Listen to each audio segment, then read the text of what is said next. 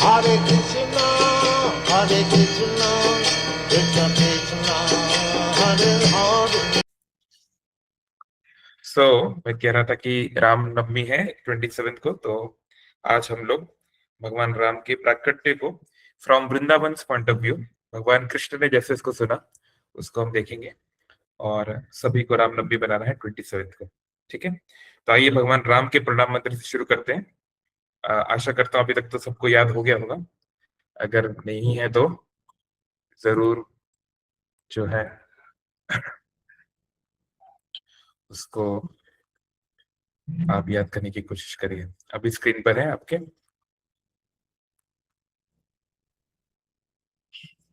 है ना? साथ में बोलते हैं, रामाय रामभद्राय रामचंद्राय वेधसे रघुनाथाय नाथाय सीताय पतये नमः। ओमज्ञानतिमिरान्धस्य ज्ञानञ्जनशलाकया चक्षुरुन्मिलितं येन तस्मै श्रीगुरवे नमः। नमः ओं विष्णुपदाय कृष्णपृष्ठाय भूतले श्रीमते भक्तिवेदान्त स्वामिनिति नामिने। नमस्ते सारस्वती देवे गौरवाणी प्रचारिणे निर्विशेष शून्यवादी पाश्चात्य देशतारिणे। वाञ्छाकल्पतरुभ्यश्च कृपा सिन्धुभैव च पतितानां पावनेभ्यो वैष्णवेभ्यो नमो नमः। श्री कृष्ण चैतन्य प्रभु नित्यानंद श्री अद्वैत गदाधर श्रीवासादि गौर भक्त वृंद। हरे कृष्ण कृष्ण कृष्ण हरे हरे, हरे राम राम राम हरे हरे। ओम नमो भगवते रामचंद्राय, ओम नमो भगवते रामचंद्राय, ओम नमो भगवते रामचंद्राय।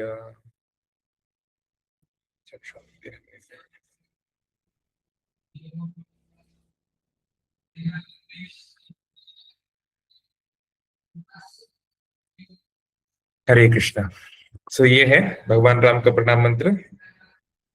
तो इसको हम पहले भी कई बार चर्चा कर चुके हैं, जिनको याद नहीं है उनको जरूर याद करना चाहिए, है ना? तो भगवान कृष्ण के पॉइंट ऑफ व्यू से अगर हम देखें भगवान राम का प्राकट्य, तो एक बहुत सुंदर चौपाई है रामचरितमानस में जो शॉर्ट में बताती है कि भगवान राम का जन्म कैसे, किस स्थिति में हुआ, है ना? अगर आपने रामायण सीरियल वगैरह देखा है या भजन वगैरह सुनते रहते हैं तो आपने कई बार इसको सुना होगा। नौमी तिथि मधुमास पुनीता। तो नौमी की तिथि थी, जैसे आप जानते हैं कि जो वैदिक कैलेंडर होता है, जो वो सोलार और लूनार, उसमें चंद्र और सूर्य दोनों गणनाएं होती हैं। तो हर वैदिक कैलेंडर के जो 12 महीने हैं, और 2 से 3 साल के बीच में एक बार आता है अधिक मास, एक्स्ट्रा मंथ, जैसे इस साल एक्स्ट्रा मंथ आने वाला है ना? सो पुरुषोत्तम मास भी कहते हैं उसको। तो हर मंथ जो है 30 दिन का होता है फिक्स। जैसे हमारे ग्रिगोरियन कैलेंडर में या वेस्टर्न कैलेंडर में कभी 30 दिन होते हैं, कभी 31 होते हैं, फरवरी में 28 होते हैं, लीप ईयर में 29 भी होते हैं, राइट? तो इसका कारण है कि एक पोप थे 16 सेंचुरी में, है ना? उनके नाम पे इस कैलेंडर को नाम दिया गया ग्रिगोरियन कैलेंडर। उन्होंने इसको जो है फाइन बनाया। वैसे तो था ये रोमन एम्पायर का कैलेंडर, पर इसको फाइन बनाया। लेकिन वैदिक कैलेंडर बहुत साइंटिफिक है, इसमें हर महीना 30 दिन का ही होता है फिक्स। ऐसे नहीं कभी 31 कभी 28, इट्स ऑलवेज 30। तो 30 × 12 तो हो गए 360। तो बाकी बचे हुए दिन का क्या, क्योंकि अर्थ को तो सन के अराउंड 365 पॉइंट सम डेज लगते हैं। तो जो एक्स्ट्रा जो डेज बच गए उनको अकोमोडेट करने के लिए हर 2 से 3 साल में ये एक्स्ट्रा मंथ आता है, जिसे हम अधिक मास कहते हैं। तो इस प्रकार से उसको किया जाता है, और ये हजारों हजारों सालों से चला आ रहा है। तो ये पहला महीना है, चैत्र का महीना, वैदिक कैलेंडर का पहला महीना है। अभी हमने हाल ही में भारत के अलग अलग भागों में उसको अलग अलग नामों से जाना जाता है, और शास्त्रों के हिसाब से उसे युग आदि बोलते हैं, युग आदि। अभी जो नवरात्रि शुरू हुई, चैत्र नवरात्रि, इसका जो पहला दिन है, इसमें हमने बहुत लोगों ने दक्षिण भारत में उगादि फेस्टिवल मनाया। तो उगादि जो है उस शब्द है युग आदि से, क्योंकि शास्त्र में आता है कि उसी दिन ब्रह्मा जी ने इस यूनिवर्स के जो वेरियस प्लैनेट्स हैं उनको बनाना शुरू किया था, है ना? इस जब यूनिवर्स में कोई नहीं था, कोई नहीं था मतलब केवल भगवान विष्णु थे, और भगवान विष्णु को इस यूनिवर्स का पार्ट नहीं माना जाता क्योंकि उनकी स्पिरिचुअल बॉडी है, उनकी मटेरियल बॉडी नहीं है, वो मैटर के नहीं बने हैं, तो उनको काउंट नहीं किया था। तो उनके अलावा केवल ब्रह्मा जी थे। तो ब्रह्मा जी ने जब अपना क्रिएशन शुरू किया, उन्होंने सृष्टि का निर्माण शुरू किया, वो जिस दिन शुरू किया उसे बोलते हैं युग आदि, है ना। आदि मतलब प्राचीनतम, है ना, प्रीमिवल। तो तब से युग शुरू हुए, तो उसको अभी हमारे मॉडर्न सेंस में हम उगादि बोल देते हैं। उसी को महाराष्ट्र में गुड़ी पड़वा बोलते हैं, है ना, कहीं कुछ बोलते हैं, कहीं कुछ बोलते हैं, लाइक दैट। तो तब से हमारे ये पहला महीना है, चैत्र का महीना। तो चैत्र के इस मास को मधुमास भी बोलते हैं। क्यों मधुमास बोलते हैं? क्योंकि अभी अभी कौन सा सीजन चल रहा है, कौन सी ऋतु चल रही है, बताइए अनम्यूट करके। ये तो आपको पता ही है, अभी कौन सी ऋतु चल रही है, कैसा है मौसम? यह होना चाहिए, अभी तो ग्लोबल वार्मिंग के कारण सब उल्टा पुल्टा हो गया है, लेकिन अभी स्प्रिंग सीजन, बसंत ऋतु, है ना, ये चल रही है ना। बहुत इसमें आनंद का समय रहता है, ना ज्यादा गर्मी रहती है ना ज्यादा ठंडी रहती है ना। That's how it should be, है ना। तो वैदिक कैलेंडर में 6 ऋतु हैं, 12 मास में 6 ऋतु हैं, 6 सीजन हैं। और पूरी दुनिया में केवल इंडियन सब कॉन्टिनेंट ही ऐसा है, इंडिया, पाकिस्तान, बांग्लादेश, थोड़ा बहुत अफगानिस्तान, थोड़ा बहुत बर्मा, यानी जो पहले जो हमारा अखंड भारत था, या जो हमारा भारत खंड था, है ना, जहां पर वैदिक साम्राज्य था, केवल पूरी दुनिया में यही एक ऐसी जगह है, आप इसको ज्योग्राफिकली बाद में कंफर्म कर सकते हैं, जहां पर 6 सीजन होते हैं, 6 ऋतुएं होती हैं, है ना।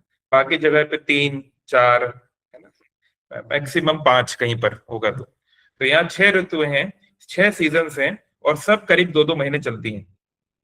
पर अभी जैसे जैसे कलयुग आगे बढ़ रहा है, जैसे सो कॉल्ड डेवलपमेंट हो रहा है, और पृथ्वी का हम लोग विनाश कर रहे हैं जिस तरीके से, धीरे धीरे ये 6 ऋतुएं 3 ऋतु में परिवर्तित हो रही हैं।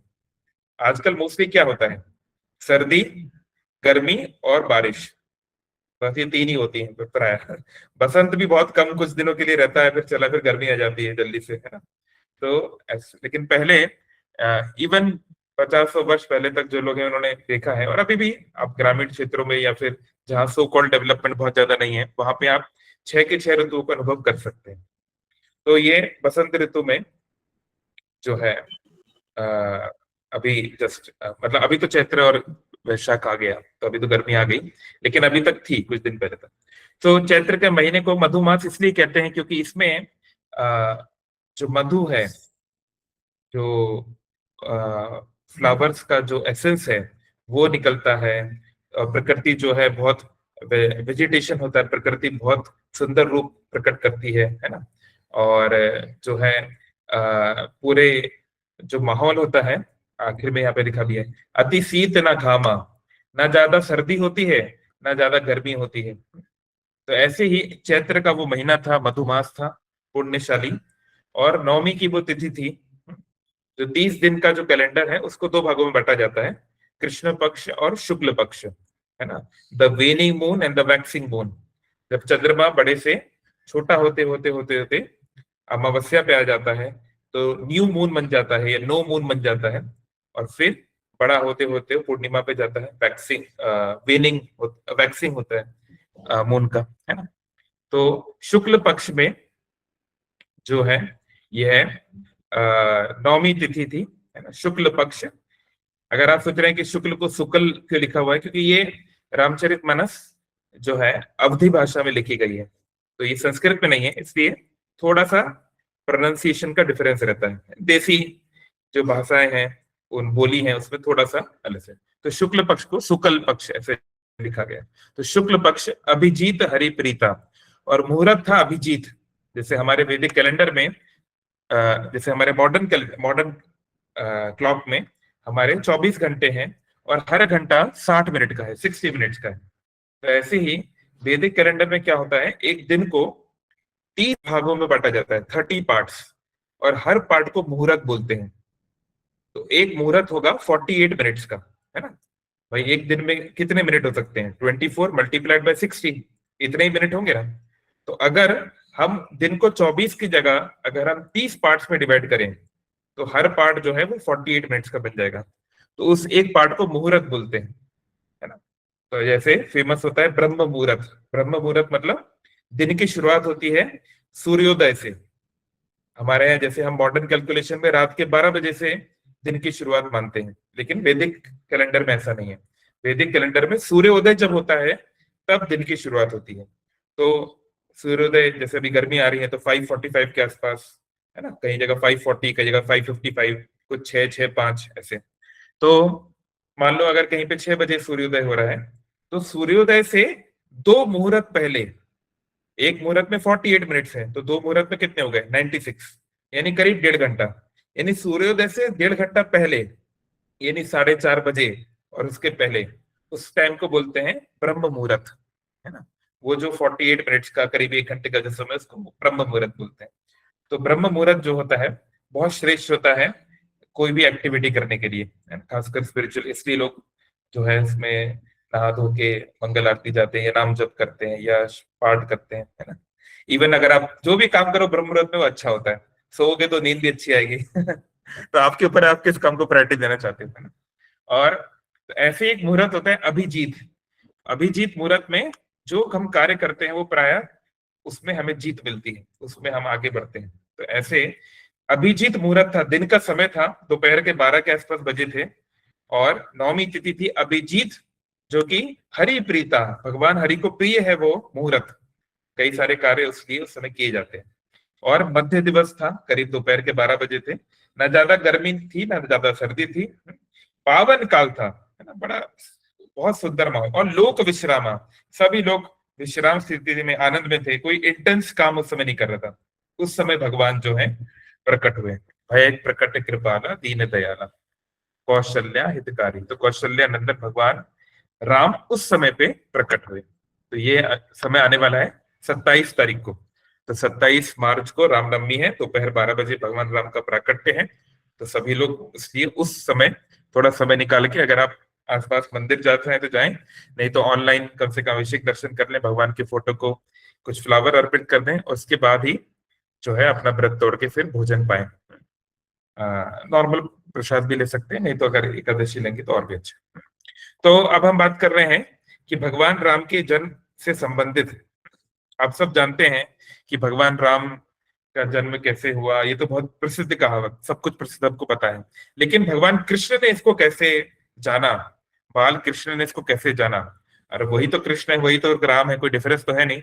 लेकिन फिर भी एक लीला दृष्टिकोण से, एक नर लीला भगवान कर रहे हैं, मनुष्य की तरह भगवान जी रहे हैं, तो उस दृष्टिकोण से अगर हम जानना चाहें तो सूरदास जी का ये बहुत सुंदर ग्रंथ है सूर सागर, जिसमें उन्होंने भागवतम के ऊपर कमेंट्री लिखी है। तो उन्होंने जो है इसको बड़े अच्छे तरीके से समझाया है। तो बोलते हैं एक बार भगवान कृष्ण, बाल कृष्ण छोटे से थे, है ना, एकदम छोटे से हैं, मान लो 1.5-2 साल के हैं, 2-2.5 साल के हैं। तो कहाँ रहना चाहिए उसमें भगवान को? भगवान अपने जीवन के पहले 3 साल कहाँ रहे थे, कौन बताएगा? कौन से धाम में, कौन से स्थान पे? बताइए अनम्यूट करके फटाफट। ये हम लोग कई बार चर्चा कर चुके हैं, भगवान कृष्ण की टाइमलाइंस। एनीवन? म्यूट अनम्यूट करने का ऑप्शन है कि नहीं अब है सबको? जी प्रभु जी है। कोई कर क्यों नहीं रहा है? किसी को नहीं जी पता कि गोकुल भगवान में, कृष्ण अपने गोकुल में। हाँ जी, गोकुल में, है ना। ये तो बहुत बेसिक है। भगवान कृष्ण का जन्म हुआ मथुरा में, फिर उनके पिताजी जो है वसुदेव उनको नदी पार करा के गोकुल में ले आए। आप में से कई लोग हमारे साथ वृंदावन गए हैं, कितनी बार तो हम लोग देखे हैं, चर्चा किए हैं, राइट। तो गोकुल में भगवान पहले 3 साल रहे थे, 3 साल 2 महीने, करीब 38 मंथ्स अपने जीवन के पहले भगवान ने गोकुल में बिताए। बाद में वो नदी क्रॉस करके जो है वृंदावन आ गए, पश्चिम की ओर आ गए वापस, क्योंकि गोकुल वृंदावन में नहीं आता, वो महावन में आता है। ब्रज में 12 वन होते हैं, उसमें से एक है महावन। सो वहां पर गोकुल में भगवान कृष्ण, छोटे से बाल कृष्ण, एक दिन संध्या का समय था, अपनी माँ के साथ लेटे हुए थे, बैठे हुए थे। और उस समय वह एक बहुत ही अजीब सी बात कहते हैं, बहुत अजीब सी डिमांड कहते हैं। कि बच्चे लोग हैं, बच्चा तो कुछ भी बोल सकता है। तो वो कहते हैं सूरदास जी के शब्दों में, मैया मैं तो चांद खिलौना लई हूं, कि माँ मुझे खिलौना चाहिए। एक टॉय चाहिए। तो ये तो साधारण सी बात है, हर बच्चा तो खिलौना मांगता ही है, इसमें कौन सी बहुत बड़ी बात होगी। लेकिन अलग अलग बच्चे अलग अलग प्रकार की डिमांड करते हैं, है ना। आजकल के बच्चे तो और भी खतरनाक है, उनको आईफोन चाहिए खिलौने में। सो लेकिन भगवान कृष्ण तो उससे भी खतरनाक चीज मांग रहे हैं। तो उन्होंने देखा कि आकाश में ये बहुत सुंदर चमक रहा है, गोल गोल, है ना। जैसे बाल हनुमान जी जब छोटे थे, मारुति जब छोटे थे, तो उन्होंने देखा कि ये आसमान में क्या फल की तरह क्या है ना, लाल लाल, है ना। तो सूर्य की ओर चले गए उसको खाने के लिए, है ना। ये आपको पता होगा, ये प्रसिद्ध कथा है। तो ऐसे ही यहाँ पे बाल कृष्ण जो है वो चांद को देख के बोले कि मैया ये मुझे चाहिए खिलौने के रूप में। मैया चांद खिलौना लाई है। अब माँ चांद तो ला नहीं सकती, है ना। तो कुछ बहाना मार रही होगी। तो फिर भगवान जो है धमकी देने लगे। तो चाणक्य पंडित बोलते हैं, किस व्यक्ति का क्या हथियार होता है, अलग अलग लोगों के अलग अलग हथियार होते हैं ना। तो बालक जो बच्चा होता है, बच्चे का हथियार है उसका क्रंदन, उसका रोना। बच्चा अपनी सुरक्षा कैसे कर सकता है, उसके पास तो शारीरिक क्षमता है नहीं, बहुत ज्यादा बुद्धि भी नहीं है। उसका एक ही अस्त्र शस्त्र है, वो है रोना। अब देखो छोटे बच्चे को कुछ भी तकलीफ हो, और तकलीफ ना भी हो, बस उसे कुछ नाटक करना है तो भी रोएगा, तो तकलीफ होगी तो भी रोएगा, भूख लगेगी तो भी रोएगा, चीजें उसके अनुसार नहीं होगी तो भी रोएगा। तो उसका हथियार है रोना, चाणक्य पंडित बोलते हैं। सही बात है ना? अलग अलग लोग का अलग अलग रोना होता है। एक सुंदर स्त्री का हथियार होता है उसका यौवन, है ना। ऐसे अलग अलग उन्होंने अपने बताया है नीति में। सो ये तो छोटा बच्चा है यहाँ पे कृष्ण। तो वो अब क्या धमकी दे रहे हैं, क्या रोते हुए क्या बोल रहे हैं कि अगर तुम मुझे नहीं दोगी, चांद खिलौना लाके नहीं दोगी, तो मैं क्या करूंगा। जेहो लोटी धरनी पर अभी तेरी गोद में आई हूं। अभी मैं तेरी गोद पे बैठा हूं, तुम्हारी गोद पर मैं बैठा हूं, बड़े प्यार से तुम मुझे बैठाई हो, तो मैं तुम्हारी गोद में नहीं बैठूंगा। तो कहाँ बैठोगे। मैं धरनी, पृथ्वी को धरनी भी कहा जाता है क्योंकि वो हमें धारण करती है, हमारा भार वो सहन करती है, इसलिए पृथ्वी को धरनी कहा जाता है। तो मैं इस धरनी पर, इस पृथ्वी पर, जमीन पर ना बैठूंगा नहीं, लौट जाऊंगा, है ना। लौट जाऊंगा।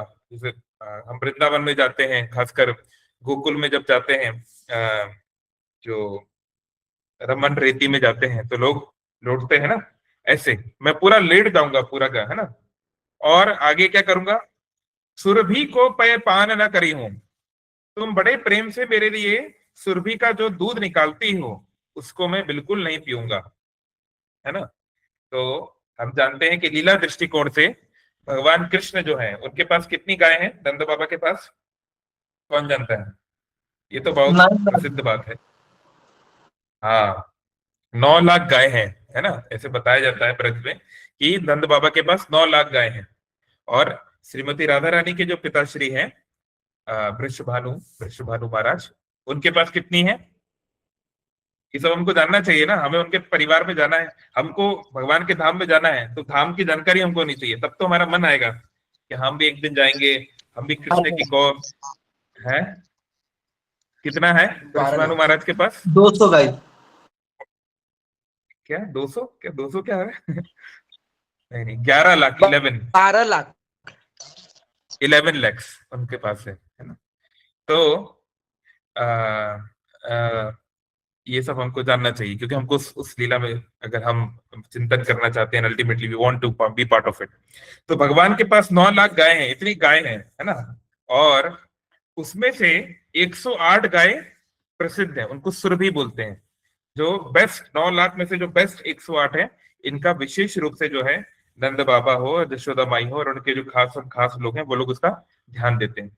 और उसमें भी 8 गायें ज्यादा, सबसे ज्यादा महत्वपूर्ण है। ऐसी गाय तो बैकुंठ में भी नहीं है, उनको पद्म गंधा बोलते हैं, जिनका जो दूध का जो महक है, गंध जो है, वो पद्म के समान, कमल के समान है। उसका इतना सुंदर उसकी महक है ना। तो वो यशोदा माँ पर्सनली उसको देखती है। तो यहाँ कृष्ण बोल रहे हैं, तुम जो ये सुरभि गाय है, इसका बड़े ताव से, बड़े प्रेम से मेरे लिए दूध निकालती हो, पर उस दूध को मैं नहीं पीऊंगा। और पेनी सिरना गुहियों, जो भगवान कृष्ण का एक नाम है केशव, भगवान का नाम केशव भी प्रसिद्ध है। तो केशव नाम का क्या अर्थ है, कौन बताना चाहेगा। केशव नाम के 3 अर्थ होते हैं, पर इस इस रेलेवेंस में हम लोग जो बात कर रहे हैं उसमें केशव का क्या अर्थ हुआ? बेनी सुरना गुह्यू, भगवान कृष्ण के बाल कैसे हैं? प्रभु जी वो हैं? केशव तो एक दैत्य है। हाँ, एक तो केशव का अर्थ होता है भगवान ने केशी नाम के जो दैत्य था, जो असुर था, उसको मारा था। आखिरी जो असुर भगवान ने वृंदावन लीला में मारा है वो केशी को ही मारा है। इसलिए एक केसी घाट, जो लोग गए हैं वृंदावन को पता है, केसी घाट बंसी भट्ट द्वादश कानन, उस घाट के किनारे केसी को मारा था। उस हॉर्स शेप्ड डीमन, हॉर्स के रूप में वो आया था, घोड़े के रूप में, तो इसलिए भगवान का नाम केशव है। लेकिन और दो अर्थ भी है। तो भगवान कृष्ण के बाल, अगर किसी को ना पता हो तो ब्रेकिंग न्यूज, भगवान कृष्ण के बाल सीधे नहीं है, उनके बाल जो हैं घुंघराले हैं, कर्ली हेयर है भगवान कृष्ण के, है ना। वो सीधे नहीं रहते उनके बाल, है ना। तो कर्ली बहुत सुंदर लगता है छोटे बच्चे पे खासकर। जैसे सचिन तेंदुलकर को, जो लोग क्रिकेट फैन वगैरह उन्होंने देखा होगा, सचिन की बचपन की फोटो आपने देखी होगी ना, वो बैट पकड़े हुए बच्चा, तो उसकी कर्ली हेयर है, तो कर्ली हेयर बहुत सुंदर लगते हैं बच्चों पे, है ना। सो भगवान कृष्ण के बाल भी कर्ली हैं, तो इसलिए भी उनको केशव का है। उनके केश जो हैं वो सीधे नहीं है, वो भी तिरछे हैं, उनके बहुत सारी चीजों की तरह। तो एक एक केशव का ये अर्थ भी होता है जिसके बाल तिरछे हों, सुंदर बाल हों। और तीसरा केशव का अर्थ होता है का ईश व, इसको इस तरीके से संधि कर सकते हैं। तो का मतलब होता है ब्रह्मा, जैसे हमारे वर्णमाला में पहला अक्षर क्या होता है? का खा गा, का से शुरुआत होता है ना, तो का यानी पहला अक्षर। तो ऐसे ही संसार के पहले जीव कौन है? कौन है? इस संसार के, इस ब्रह्मांड के, हमारे यूनिवर्स के पहले प्राणी कौन है? ब्रह्मा। ब्रह्मा है। तो ब्रह्मा जी को का से लिखा जाता है। और ईश, ईश मतलब इस संसार के कंट्रोलर, इस संसार को कौन चलाता है? तो कौन चलाता है? शिव जी, है ना। भगवान कृष्ण, भगवान विष्णु इस संसार के कार्यों में डायरेक्टली इन्वॉल्व नहीं होते, है ना। वो शिव जी को पूरी जिम्मेदारी दिए हुए हैं, है ना। इसलिए इसको देवी धाम बोला जाता है। हमारा यूनिवर्स है देवी धाम, यहाँ दुर्गा देवी के अंडर में हम लोग हैं, प्रकृति के अंडर में है ना। तो फिर कोई भगवान की शरण में जाता है तो वो अलग बात है, लेकिन प्राय बाकी सभी लोग, अधिकतर लोग, है ना। इसलिए आप देखेंगे भगवान शिव के, आप जो अलग अलग स्थानों में जाएंगे वहां ईश या ईश्वर लगेगा, महाकालेश्वर, त्र्यंबकेश्वर, ईश शब्द आपको मिलेगा प्राय कोई भी आप स्थान पर जाएंगे, है ना। सो ऐसे, सो केशव तो का ब्रह्मा और ईश शिवा, व दोनों के प्राण, दोनों को पालने वाले या दोनों के प्राणपति, वो है भगवान कृष्ण, जो दोनों को बहुत प्रिय है। ये भी एक अर्थ होता है केशव शब्द का। एनीवे, पर यहाँ केशव का अर्थ है बहुत सुंदर बालों वाला। तो बोलते हैं मैं तुम्हारे से कंघी नहीं करवाऊंगा, तुम जो बेरी बनाते हो, जो बालों को करके जैसे बच्चों को नहीं करते हैं, छोटे टाइप का बनाते हैं, वो मैं तुमसे नहीं करवाऊंगा। और हे हो पूत नंद बाबा को, कोई मुझसे पूछेगा कि बेटा तुम किसके पुत्र हो, मैं नंद बाबा का पुत्र हूं, तो मैं बोलूंगा कि मैं नंद बाबा का पुत्र हूं, है ना। इंट्रोडक्शन हम लोग कैसे देते हैं? माँ बाप के नाम पे ही देते हैं ना। तो कोई तुमसे पूछेगा कि कृष्णा कान्हा तुम किसके बेटे हो, तो मैं नंद बाबा का नाम लूंगा। तेरो सुतना कही हूं, अगर कोई मुझे बोलेगा कि तुम यशोदा के पुत्र हो, यशोदा तुम्हारी माँ है, तो मैं मना कर दूंगा, नो, यशोदा मेरी माँ नहीं है, मैं नहीं जानता कौन यशोदा है, तुम्हारा नाम मैं नहीं लूंगा। तो ऐसे ब्लैकमेल, इमोशनल ब्लैकमेल कर रहे हैं भगवान, है ना।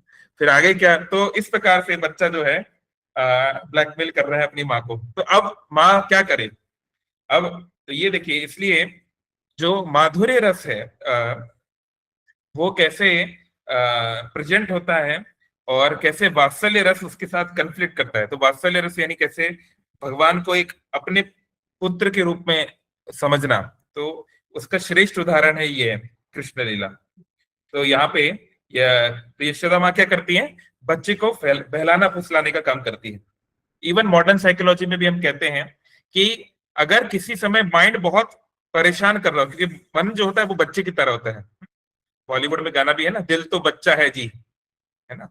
और वो जो 3 इडियट्स में था, ऑल इज वेल बोल दो बच्चे को। तो साइकोलॉजी में भी बताया जाता है कि हम दो चीजें कर सकते हैं बच्चे को समझाने के लिए, या एक मन को बहलाने के लिए। डिले एंड डेलीगेट, जो वो जिद कर रहा है उस काम को डिले कर दो, मना मत करो, हाँ करेंगे करेंगे बस इसके बाद। और डेलीगेट, उस समय उसे कोई और एक्टिविटी दे दो, उसका ध्यान कहीं और आकर्षित कर दो, चैनलाइज कर दो उसको, है ना। और वही हम भक्ति में भी करते हैं। हमें कोई भी विचार आता है जो विचार ठीक नहीं है, तो हम भगवान का नाम लेते हैं, भगवान का फोटो देखते हैं, अपने काउंसलर गुरु को फोन करते हैं, भक्तों को फोन करते हैं, कीर्तन सुनते हैं, गीता पढ़ते हैं। ये हम क्या कर रहे हैं, अपने ध्यान को कृष्ण की ओर ले जा रहे हैं, ताकि वो जो एक्टिविटी, वो जो मन में जो विचार आ रहा है, उसको जो है कुछ समय के लिए बैक डोर में ले जाया जा सके। तो ऐसे ही यशोदा माँ भी वही कर रही हैं। उन्होंने ये नहीं बोला कि नहीं नहीं मैं चांद खिलौना नहीं लाऊंगी, ये सब बकवास बातें मत करो, ये मैं नहीं ला सकती, ऐसा नहीं बोला उन्होंने। बोला हाँ हाँ मैं लाऊंगी, पर इधर आओ, आगे आओ। एक एक्टिविटी दी थी उनको। बात सुनो मेरी, मेरी एक बात सुनो। अच्छा क्या बात है? हाँ, बलदेव ही ना जनी हूं, और ऐसी बात बोल रही हूं जो कभी मैं बलदेव को नहीं बताऊंगी, तुम्हारे दाऊ तुम्हारे बड़े भाई को मैं कभी नहीं बताऊंगी, उसको नहीं, तुम भी बताना। तो इससे क्या है, इंटरेस्ट जग जाता है।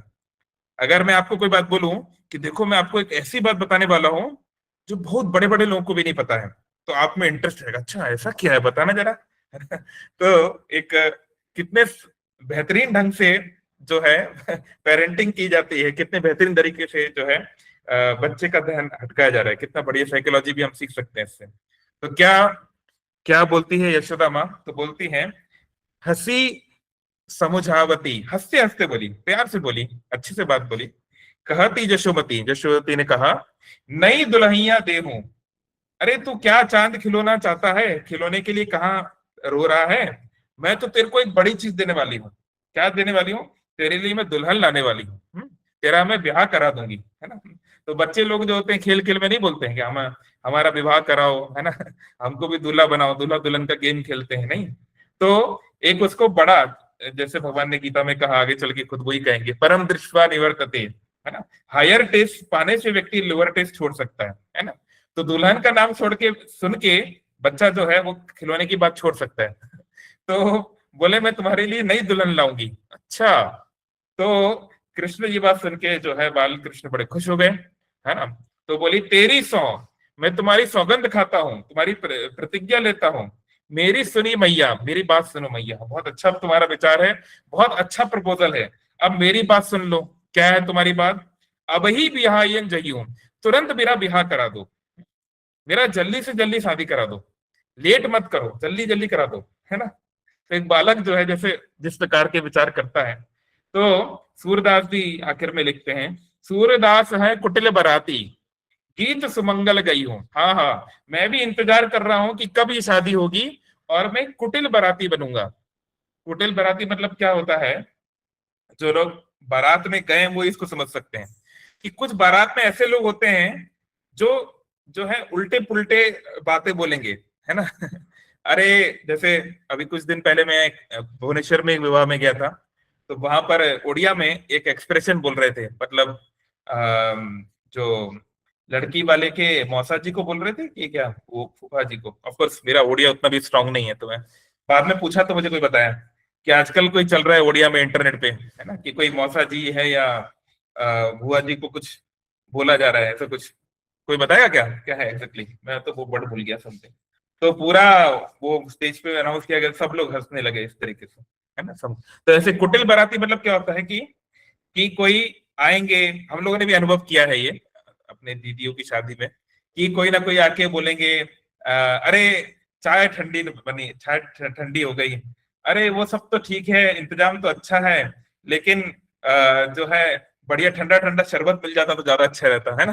यानी कुछ ना कुछ जो है कुटिलता दिखाना, कुछ ना कुछ जो है बात बिगाड़ना। तो सूरदास बोलते हैं कि हाँ, जब कृष्ण की शादी होगी तो मैं भी बाराती बन के जाऊंगा, मैं भी कृष्ण के साइड से जाऊंगा, पर मैं भी बहुत कुटिलता करूंगा, मैं भी खूब जो है गड़बड़ करूंगा, उस दिन बहुत मजे लूंगा, है ना। गीत सुमंगल गई हूँ, और मैं सुंदर सुंदर गीत गाऊंगा। तो ऐसे सूरदास जी इस बात को बताते। तो उस समय ये आगे आता है कि यशोदा माँ जो है कहती हैं, सुन सुन एक एक कथा कहूं, कि मैं तुझे एक कहानी सुनाती हूँ, है ना। बच्चे को कहानी बहुत पसंद होती है ना। जब हम लोग छोटे थे तो हमारा फेवरेट लाइन क्या था? वंस अपॉन अ टाइम, एक समय की बात है। कोई कहानी कैसे शुरू होती है? ऐसी तो होती है, एक समय की बात है, एक राजा था एक रानी थी। तो ऐसे करके, तो ऐसे ही बच्चों को बड़ा प्रिय होता है कहानी सुनना। तो उन्होंने कहानी सुनाना शुरू की। किसकी कहानी सुनी थी? बोले, एक राजकुमार की तुझे कहानी सुनाऊंगी। ये नहीं बोला कि मैं भगवान की बात बता रही हूँ, विष्णु के अवतार की नहीं। एक साधारण एक लड़का था, उसका नाम था राम, है, उसकी मैं तुझे कहानी बताने वाली हूँ। तो ऐसे करके उन्होंने शुरू किया। तो भगवान राम की जो कथा, जैसे अभी हमने पढ़ रहे हैं, कैसे उनका जन्म हुआ, है ना, कैसे वो गए जनकपुर गए, है ना, उसके पहले कैसे ताड़का इत्यादि को मारा, वो सब। तो फिर जब कृष्ण बड़े खुशी से सुन रहे थे, बड़ा उनको आनंद आ रहा था, तो फिर ये वर्णन हरिवंश पुराण में भी आता है कि द्वारका में आगे चल के जब भगवान द्वारकाधीश बन गए, द्वारका में चले गए, तो वहां पर बहुत बड़ी बड़ी नाट्य प्रस्तुतियां होती थी, ड्रामा होते थे, बड़े बड़े स्टेज लगते थे। और उसमें प्रद्युम्न क्या रोल करते थे, सांब क्या रोल करते थे, कृष्ण और बलराम क्या रोल करते थे, बड़ा डिटेल में वर्णन आया है। ऑफ कोर्स कृष्ण बलराम तो अपने पर्टिकुलर रोल ही करेंगे राम और लक्ष्मण के, लेकिन बड़ा अच्छा। तो यानी कि भगवान कृष्ण जब यहाँ पर थे करीब 5200 साल पहले, तब भी रामलीला बहुत प्रसिद्ध थी। हर कोई रामलीला को बहुत डिटेल में जानता था। इसलिए आप देखते हैं भागवतम में, श्रीमद् भागवतम में कितने श्लोक हैं? भागवत पुराण में कौन जानता है कितने श्लोक हैं भागवतम में? फटाफट बताइए। ये तो बहुत प्रसिद्ध बात है, सब जानते होंगे। बताइए कोई अनम्यूट करके। 18,000। हाँ, 18,000, 18,000 श्लोक हैं भागवत पुराण में, श्रीमद् भागवतम में। तो ये जो है 335 अध्यायों में भागवतम है। जैसे भगवत गीता में 18 अध्याय हैं, 18 चैप्टर्स हैं, ऐसे ही भागवत में 335 चैप्टर्स हैं। तो उसमें भगवान के सभी मुख्य अवतारों का, उनकी लीलाओं का, उनके तत्वों का वर्णन आता है ना, खासकर भगवान कृष्ण का। तो भगवान राम के लिए केवल 2 अध्याय हैं। भगवान राम के लिए 335 में से केवल 2 अध्याय 9वें स्कंद में आते हैं, और कुछ कुछ थोड़ा 11वें स्कंद में भी 2-4 श्लोक आते हैं। तो कोई बोल सकता है ये क्या बात हुई यार, 335 में से केवल 2? तो वहां पर सुखदेव गोस्वामी इसको क्लियर करते पहले से ही परीक्षित को। जब भगवान के सारे अवतारों का वर्णन करते करते वो आ रहे हैं, क्योंकि उनके पास केवल 7 दिन है, 7 दिन के बाद परीक्षित को मरना है, और 7 में से 9th कैंटो आते आते, नवस्कंद आते आते ऑलरेडी 4-5 दिन तो निकल गए, अभी 2 दिन में और बहुत कुछ बताना है। तो वो कहते हैं कि श्री राम की कथा आपने कई बार सुनी है, समझी है, गाई है, और कई सारे महान संतों कवियों के द्वारा उसका भिन्न भिन्न भांति से विवरण किया गया है। यानी जब भागवत पुराण बोला जा रहा था आज से 5,000 वर्ष पहले आसपास, तो ऑलरेडी वाल्मीकि रामायण बहुत प्रसिद्ध थी, हर कोई उसके बारे में जानता था, समझता था प्राय, इसलिए उसका ज्यादा विवरण नहीं दिया गया। क्योंकि वाल्मीकि रामायण में ही 24,000 श्लोक हैं, पूरी भागवत में 18,000 है, वो तो भागवत प्लस 6,000 और, इतना तो अकेला वाल्मीकि रामायण ही है, केवल राम कथा ही इतनी विस्तार से दी गई है ना। तो इसलिए भागवतम में बहुत ज्यादा वर्णन नहीं दिया गया, क्योंकि ऑलरेडी वाल्मीकि रामायण में बहुत सारी चीजें थी, है ना। इसी तरीके से भागवतम में महाभारत वार का भी बहुत ज्यादा वर्णन नहीं है, कुछ कुछ चीजें दी गई हैं, अश्वत्थामा को पकड़ा, ये किया वो किया, क्योंकि ऑलरेडी महाभारत जो है 1,00,000 श्लोकों के साथ, और दक्षिण भारत में 1,10,000 श्लोकों के साथ बहुत डिटेल में पांडव, कौरव और उसके पहले जो भीष्म पितामह और उनके पिताजी और उनके पिताजी, पूरा काफी डिटेल में वर्णन वैसे ही आता है। तो जो अलग चीजें उनको इसमें बताया गया। तो ऐसे ही भगवान राम की कथा 2 चैप्टर्स में आती है भागवतम में, और रामायण तो है ही पढ़ने के लिए। कृष्ण जो है उन भगवान, मैं ये कहना चाह रहा था, हरिवंश पुराण में वर्णन आता है कि कैसे भगवान कृष्ण और सारे द्वारकावासी जो है राम कथा का आनंद लेते थे। तो पहले भी मूवीज होती थी, पर मूवीज क्या होती थी, लाइव ड्रामा, है ना, बढ़िया लोग। और जिन लोगों ने अच्छे ड्रामा देखे हैं, मतलब गुड क्वालिटी, है ना, हमारे इस्कॉन में कुछ ऐसे ड्रामा ग्रुप्स हैं जो बहुत बढ़िया ड्रामा करते हैं, भक्ति वेदांत प्लेयर्स हैं, भक्ति मार्ग स्वामी हैं, कुछ लोग ऐसे बहुत सुंदर ड्रामा करते हैं, लगता है कि एकदम व्यक्ति इसमें। तो फिर हमारा जो इंटरेस्ट है ना, और चीजों में वो कम हो जाएगा। लेकिन क्योंकि हमें वैसा मौका नहीं मिल पाता है, या हमारा दुर्भाग्य से वैसा इंटरेस्ट नहीं है, तो बाकी, है ना, धुरंधर और उन सब चीजों में ज्यादा हमारा मन लग जाता है। आजकल धुरंधर चल रहा है। क्या बोल रहा था मैं? यस, तो कृष्ण ने सुना कि कैसे कैसे राम की कथा सुनी। तो जब यशोदा माँ बोलती है कि सीता का अपहरण हो गया, कैसे रावण जो है साधु का वेश में आया और सीता को ले गया, किडनैप करके ले गया। तो छोटा सा बालक है कृष्ण, 2.5 साल का बालक है, वो ये बात सुनकर क्रोधित हो गए, आंखें लाल हो गईं और खड़े होकर जोर से चिल्लाने लगे, लक्ष्मण लक्ष्मण मेरा बाण लाओ, लक्ष्मण मेरा बाण लाओ, छोड़ूंगा नहीं इसको, ऐसा करके चिल्लाने लगे।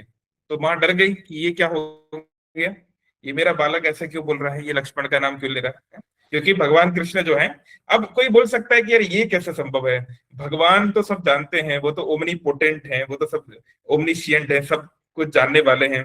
तो यहाँ पर भगवान नर लीला कर रहे हैं, है ना, भगवान जो है एक साधारण मनुष्य की तरह, बच्चे की तरह व्यवहार कर रहे हैं।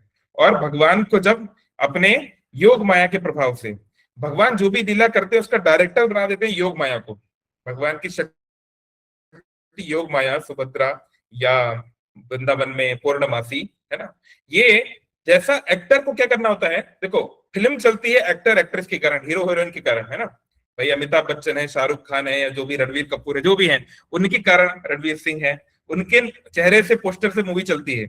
लेकिन उनको करना वो पड़ता है जो डायरेक्टर बोलेगा, है ना, राजमौली साहब हैं कि जो भी हैं, वो बोलेंगे ऐसा करो, आपको ऐसा डायलॉग बनना है, आपको इस प्रकार से एक्ट करना है, तो वही एक्टर को करना पड़ेगा, तभी तो बढ़िया मूवी बनेगी। तो ऐसे ही भगवान की लीला में भगवान पूरा जो अधिकार है वो योग माया को देते हैं।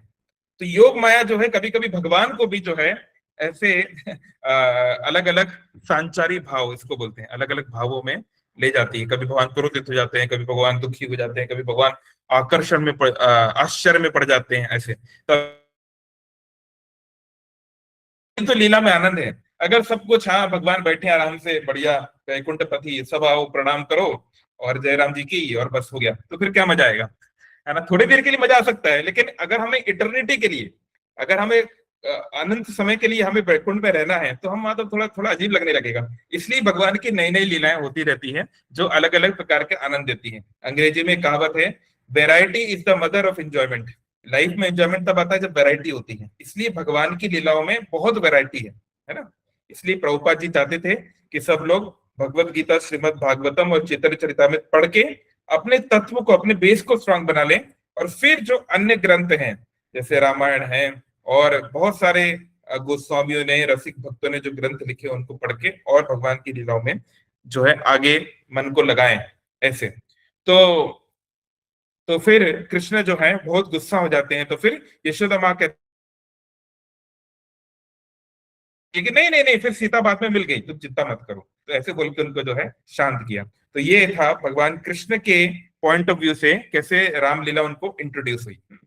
सो रामनवमी पर हम यह तो चर्चा करते हैं कि भगवान का कैसे जन्म हुआ, है ना। दशरथ महाराज का एकदम शॉर्ट में बोल देता हूँ। तो दशरथ महाराज जो है, उनका यही दुख था कि उनको कोई पुत्र नहीं हो रहा, संतान नहीं हो रही। उनकी बहुत सारी पत्नियां हैं, है ना, 3 तो प्रमुख पत्नियां हैं। क्या क्या नाम है बताइए, कोई अनम्यूट करके फटाफट। दशरथ महाराज की प्रमुख 3 पत्नियों के नाम किसी को नहीं पता, ऐसा कैसे हो सकता है? अनम्यूट कीजिए, बोलिए बोलिए। प्रभु जी, कोई भी कौशल्या, कैकेयी, सुमित्रा। यस, है ना। तो ये 3 है मुख्य।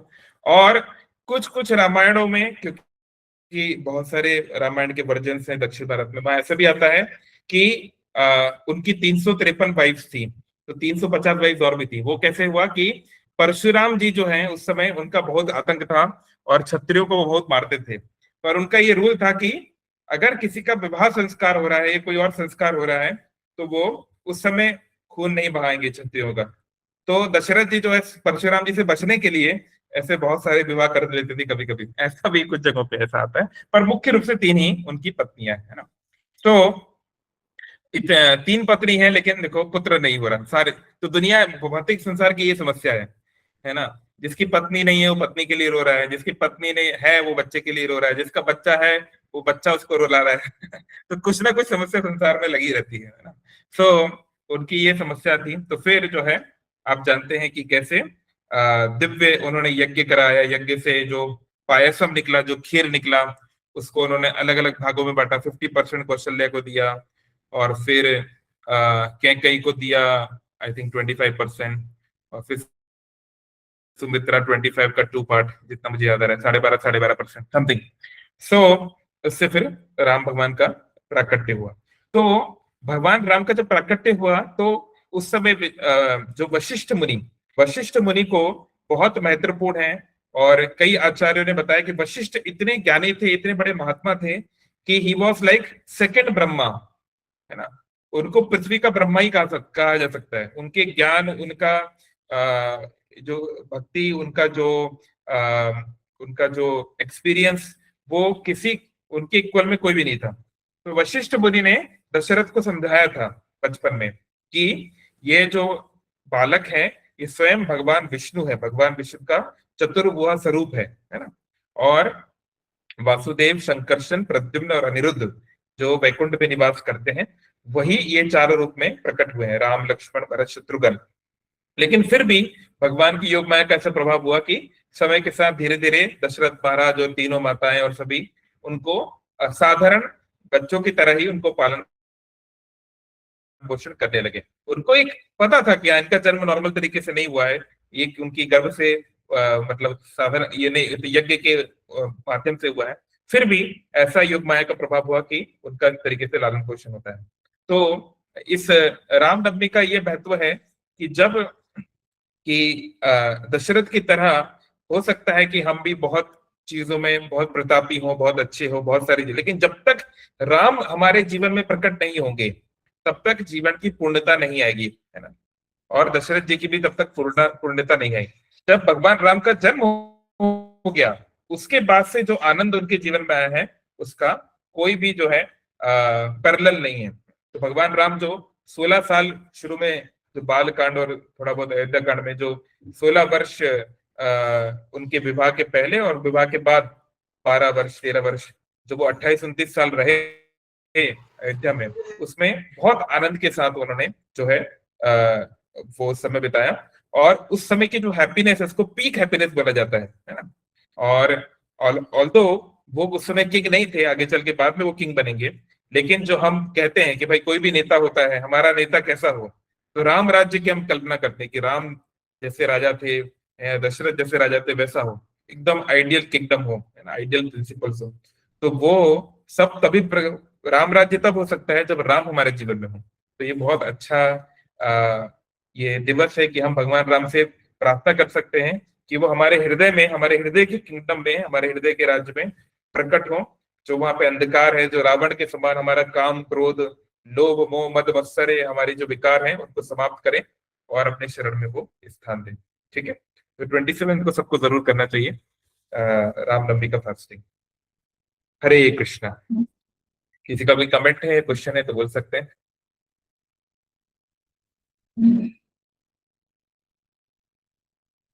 तो ये कुछ कहना चाहते हैं? तो यह था भगवान कृष्ण या हरे कृष्ण जी। हाँ जी बोलिए। हरे कृष्णा प्रभु जी, अनन्या बोल रही हूँ। सादर प्रणाम। प्रणाम प्रणाम, बोलिए।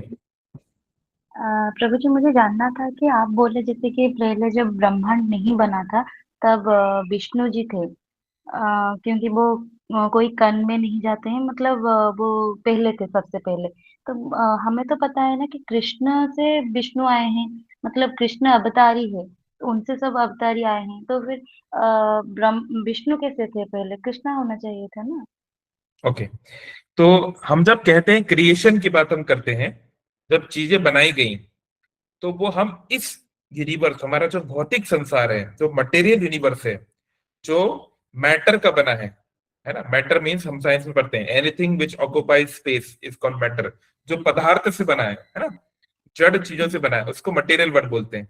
लेकिन मटेरियल वर्ल्ड के परे एक और नेचर है, एक और प्रकृति है ना। जैसे गीता में बात समझाई गई है, भूमि रापो अनलो वायो खम मनो बुद्धि रेवचा। ये संसार में पंच तत्व हैं और 3 जो सूक्ष्म तत्व हैं। इसके पे अहंकार इत्यम में भिन्ना प्रकृति अष्टदा, इसके अलावा एक भिन्ना प्रकृति भी है। क्या है?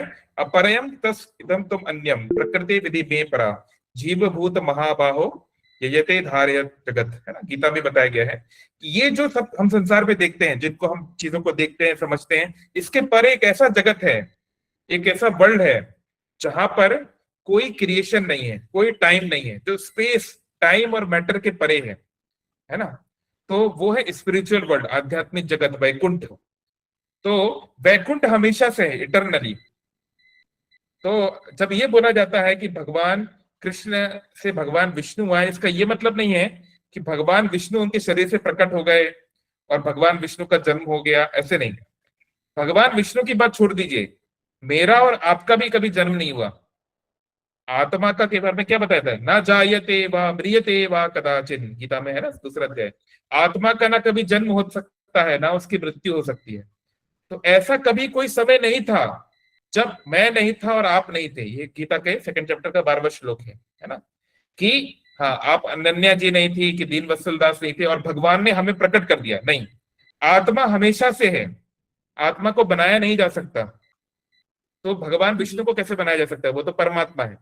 तो भगवान के जितने स्वरूप हैं, अनंत स्वरूप, अनंत अवतार, वो ऑलरेडी आध्यात्मिक जगत में है। उनमें से कुछ का हम नाम जानते हैं, नरसिंह, वामन,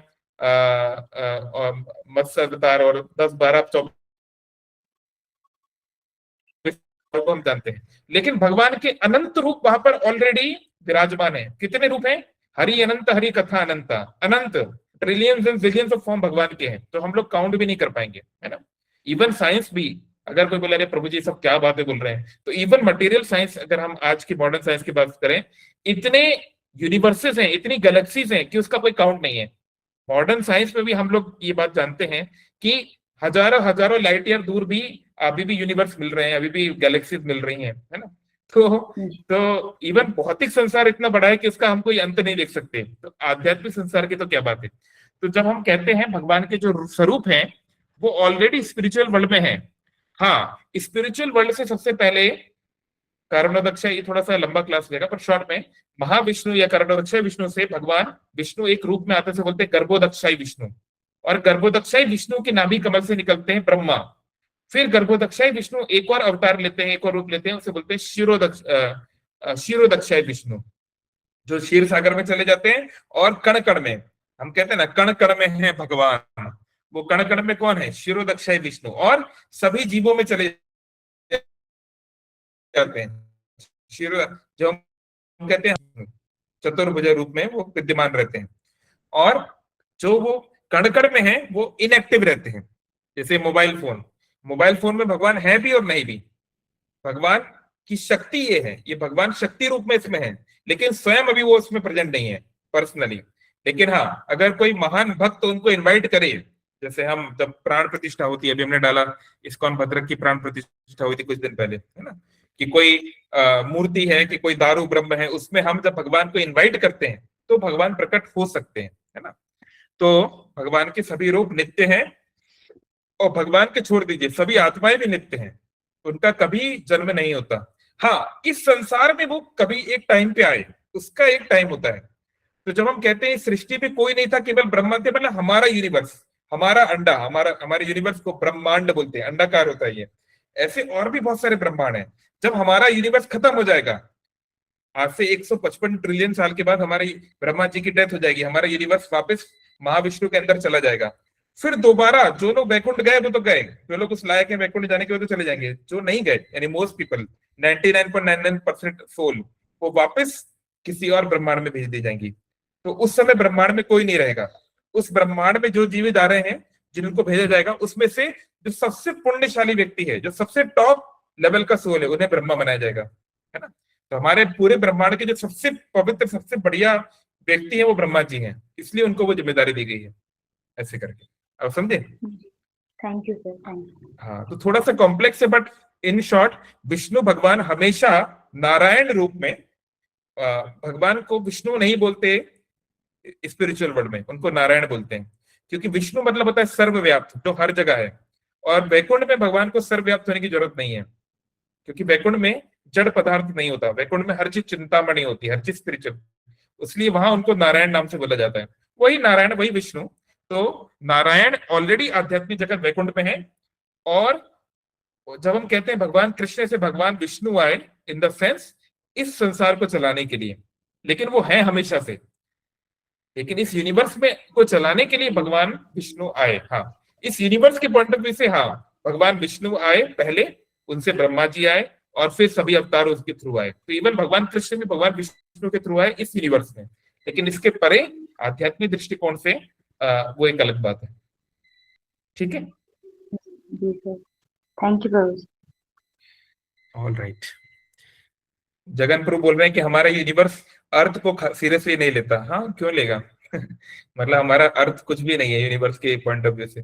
लेकिन अर्थ एकमात्र ऐसा प्लैनेट है, एकमात्र ऐसा ग्रह है जहां पर मनुष्य रूप उपलब्ध है। और मनुष्य रूप एक ऐसा है जहां से आप अपने आप की चेतना को बढ़ाकर आप मुक्त हो सकते हैं, आप भगवान के धाम जा सकते हैं। बड़ा अच्छा उदाहरण दिया जाता है इस बारे में। जैसे इस समय संसार की सबसे ऊंची बिल्डिंग है बुर्ज खलीफा, है ना। आजकल तो वहां पर भी बम बम गिर रहे हैं, जो ईरान वाले पगला रहे हैं। तो बुर्ज खलीफा में आई थिंक 800 मीटर की है वो, जितना मुझे याद है 800 समथिंग मीटर्स की है ना। तो 2500 कुछ फीट होगी। तो मुझे पता नहीं एग्जैक्टली कितने फ्लोर है, मान लो 200 समथिंग होंगे। कोई देखना जरा गूगल पे कितने, मान लो 200 फ्लोर है बुर्ज खलीफा में, ठीक है। तो इतनी बड़ी कोई बिल्डिंग होती है तो उसका बेसमेंट भी बहुत सारे फ्लोर का होता है। जैसे जब मैं जॉब करता था as a data scientist Mu Sigma में था, तो हमारे म्यू सिग्मा की बिल्डिंग 14 फ्लोर की थी, 14 फ्लोर, और फिर 15वें फ्लोर पे छत होती थी, रूफ टॉप, है ना। कभी कभी मैं जाता था स्टैंडिंग करने। सो 14 फ्लोर की छत के लिए, 14 फ्लोर की बिल्डिंग के लिए 2 फ्लोर बेसमेंट था, क्योंकि इतना डीप आपको बनाना होगा, पिलर्स को फाउंडेशन देनी पड़ेगी ताकि इतनी बड़ी बिल्डिंग को वो वेट कैरी कर सके, है ना। फाउंडेशन देनी पड़ेगी। तो 14 फ्लोर के लिए 2 फ्लोर हम नीचे भी बनाना पड़ता है।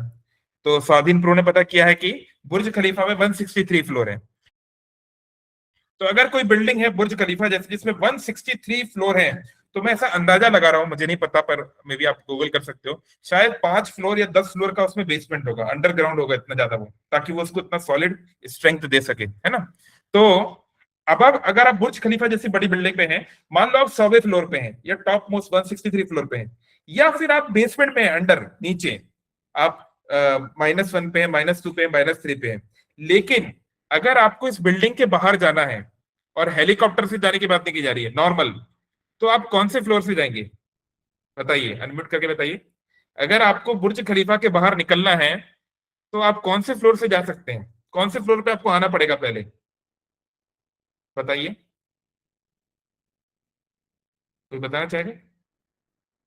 टॉप फ्लोर पे। टॉप फ्लोर से क्या कूद के जाओगे क्या? मतलब अगेन हेलीकॉप्टर अलाउड नहीं है, पैदल आपको बाहर जाना है, पैदल।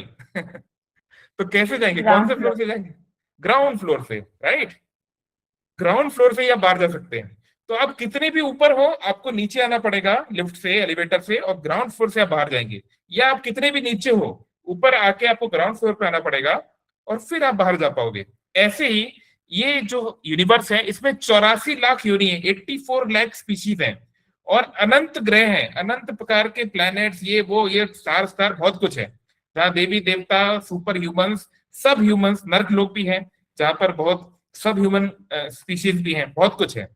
तो जब तक आप ह्यूमन लाइफ पे नहीं आओगे, ग्राउंड फ्लोर पे नहीं आओगे, आप इस 84 लाख योनि इस बिल्डिंग के बाहर नहीं निकल पाओगे।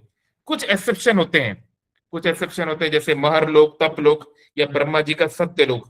ऐसा बताया जाता है कि सत्य लोक के जो प्राणी हैं वो जब ब्रह्मा जी की डेथ हो जाएगी, जब ब्रह्मा जी यूनिवर्स खत्म हो जाएगा, वो ऑटोमेटिकली उनका लिबरेशन हो जाएगा। वो अलग कुछ है, 2-4 लोग, जैसे एक बुर्ज खलीफा में मान लो कोई 2-4 करोड़पति लोग हैं, बड़े लोग, वो तो अपना हेलीकॉप्टर से चले जाएंगे, पर बाकी लोग को तो नॉर्मली जाना है ना। तो मोस्ट पीपल जो हैं वो ग्राउंड फ्लोर से ही जाएंगे, वो पृथ्वी से ही जा सकते हैं। मनुष्य जीवन इसलिए बहुत रेयर है ना। जो प्राय जिनको स्वर्ग प्राप्ति होती है, जैसे कोई मर जाता है तो लोग बोलते हैं स्वर्गवासी हो गए, है ना। हमारे दादाजी स्वर्गवासी हो गए, वो हुए कि नहीं पता नहीं लेकिन लिख देते हैं। तो कोई स्वर्गवास जब होता है तो प्राय 10,000 साल उनको मिलते हैं वहां पे, 10,000 साल वो एंजॉय कर सकते हैं। फिर 10,000 साल बाद फिर नीचे आना पड़ेगा और जो आपका कर्म है भुगतना पड़ेगा, है ना। तो बात यह कि अगर हम उन स्थिति पे पहुंच भी जाएं, तो भी हम उन प्लैनेट्स पे पहुंच भी जाएं, तो भी हम इस जन्म मृत्यु के चक्कर से नहीं निकल पाएंगे।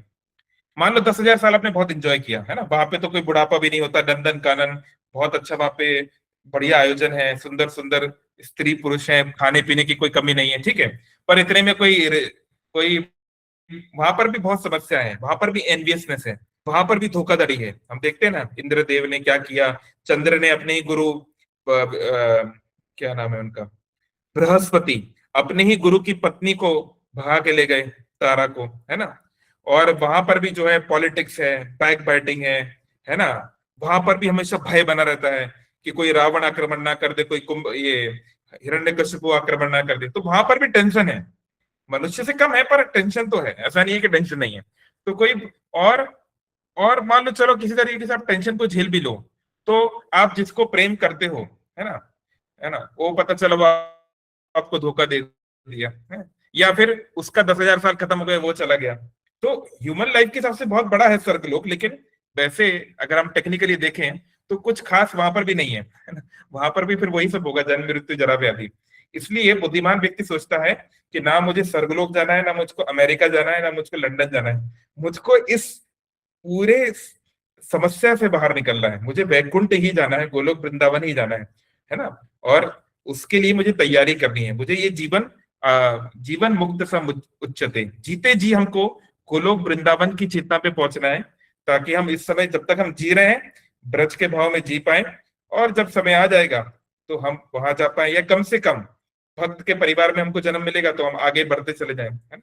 तो ये एक इंटेलिजेंट कंसिडरेशन है ना, कि भाई हम इससे निकले। तो हाँ, पृथ्वी लोक की ज्यादा महत्व नहीं है इन टर्म्स ऑफ पावर बाकी ग्रहों से, है ना। हम देखते हैं जुपिटर सैटर्न कितने बड़े बड़े प्लैनेट हैं, उनके रिंग्स बनी हुई है जुपिटर में, और उसके कितने सारे मून हैं, शायद 15-20 कितने तो मून है उनके, है ना।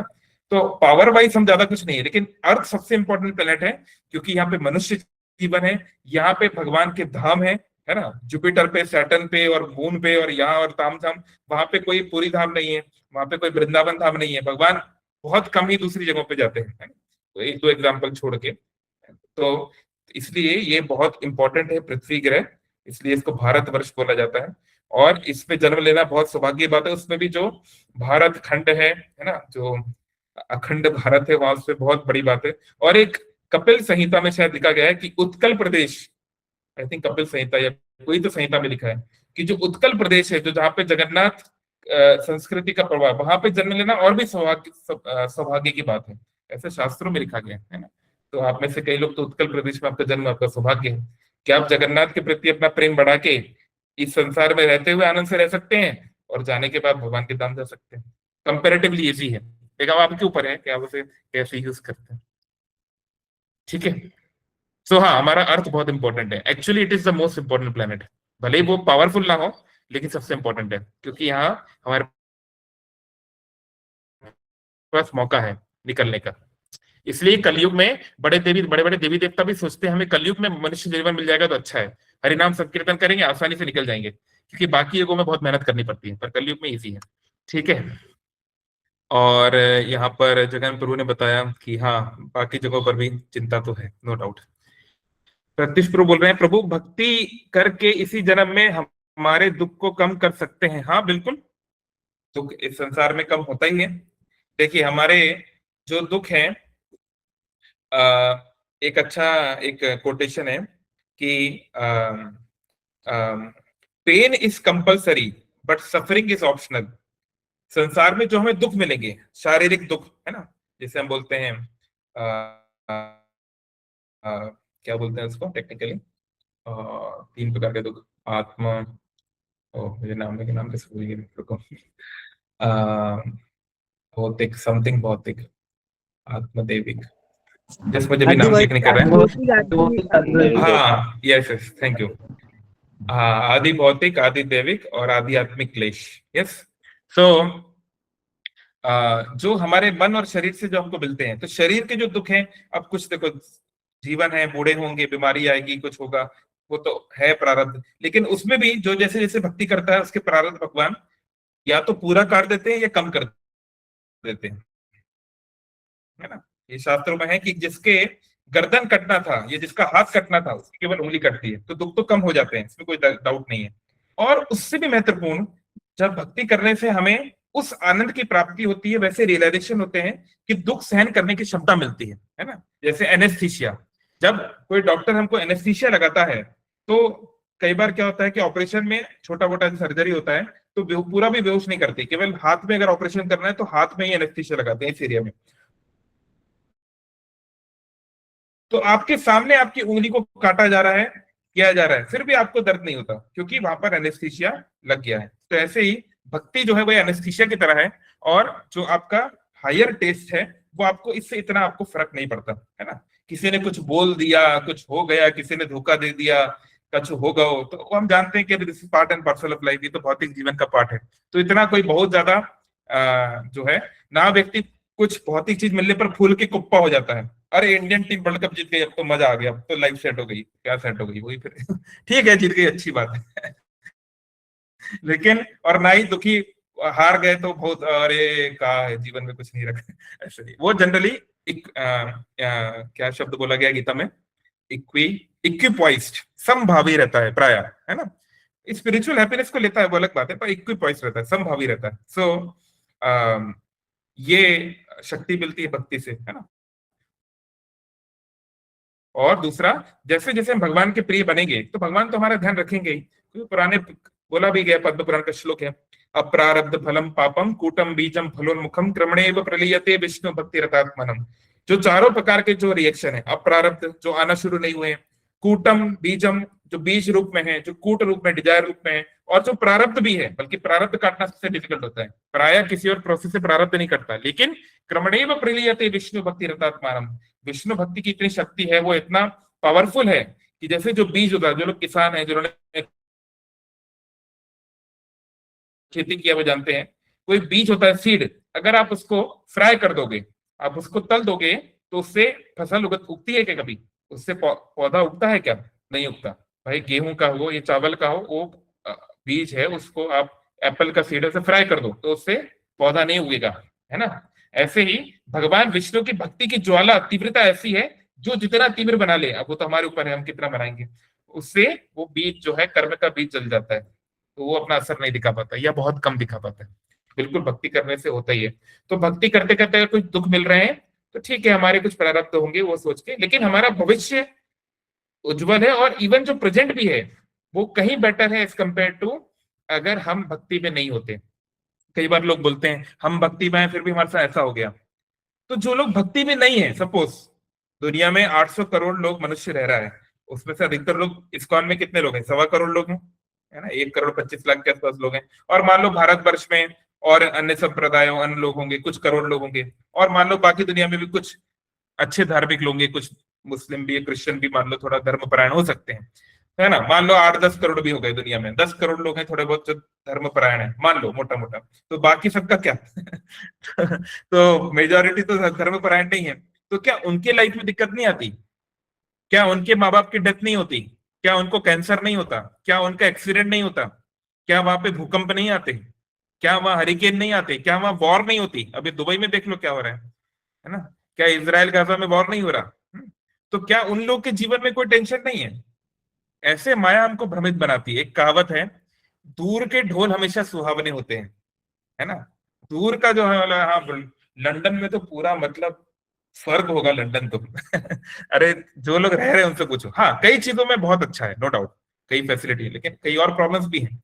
तो इस संसार में कोई भी चीज परफेक्ट नहीं है, कहीं पर भी कोई चीज कोई जगह कंपेरेटिवली बेटर हो सकती है, पर किसी और चीज में कंपेरेटिवली खराब भी हो सकती है। तो इसलिए दुख हर व्यक्ति को झेलना ही पड़ रहा है। और दुख जो है वो हमें जो है जागृत करता है कि ये क्या हो रहा है ना। जैसे मैं अपने लाइफ का बताऊं तो जब मैं 7th क्लास का था, 12 साल का था, तो मेरी मम्मी की डेथ हुई थी, है ना, किडनी फेलियर था उनका, करीब 1-1.5 साल उनका इलाज चला, डायलिसिस बहुत कुछ, है ना। तो एक छोटी उम्र में अपने माँ को खो देने से वो जो पेन है, वो जो एक्सपीरियंस है, वो इतना इंटेंस था कि बाकी जो सुख है, ठीक है हमको कोई मिल गया या अपने क्लास में टॉप कर लिया या कोई नई चीज मिल गई, that's all good, India world cup जीत गई, बहुत सारी चीजें हुई इसके पहले, मेरा इस्कॉन में भक्ति माया के पहले, पर फिर भी ये प्रश्न रहते थे कि, है ना, कि कोई ऐसा स्थान है या कोई ऐसी स्थिति है जहां पर हम इन दुखों को ओवरकम कर सकें, और अगर कोई ईश्वर है तो इस संसार में इतने दुख क्यों हैं। तो ये सब जानना बहुत महत्वपूर्ण था।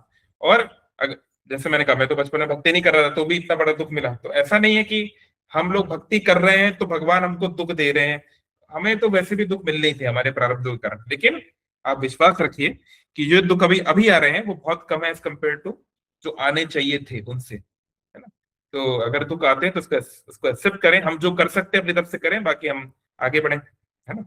और धीरे धीरे वो कम ही होंगे, चिंता की बात नहीं, ठीक है। और होंगे भी तो हमें भक्ति की इतना शक्ति होगी कि हमें उतना ज्यादा फर्क नहीं पड़ेगा, वो चीजें चलती रहेंगी। ओके, और किसी का कोई क्वेश्चन, कोई कमेंट, कोई कुछ कहना चाहता हो? तो सभी रामनवमी का व्रत रखेंगे इस फ्राइडे को, 27 तारीख को, एटलीस्ट दोपहर 12 बजे तक, कुछ जगहों पे शाम तक भी होता है, जो आप कर सके। हो सके तो फलाहारी प्रसाद लेंगे, एकादशी तो ज्यादा अच्छा है, बट आप चाहें तो राइस भी ले सकते हैं, शिल प्रभुपाद ने अलाउ किया है, सो जो जिस स्थिति में कर सके। ठीक है, सो बहुत बहुत धन्यवाद। सियावर रामचंद्र की जय, पवन सुत हनुमान की जय, जगत गुरु शिल प्रभुपाद की जय, निताई गौर Premanand. Hare Krishna, Hare Krishna, Krishna Krishna, Hare Hare.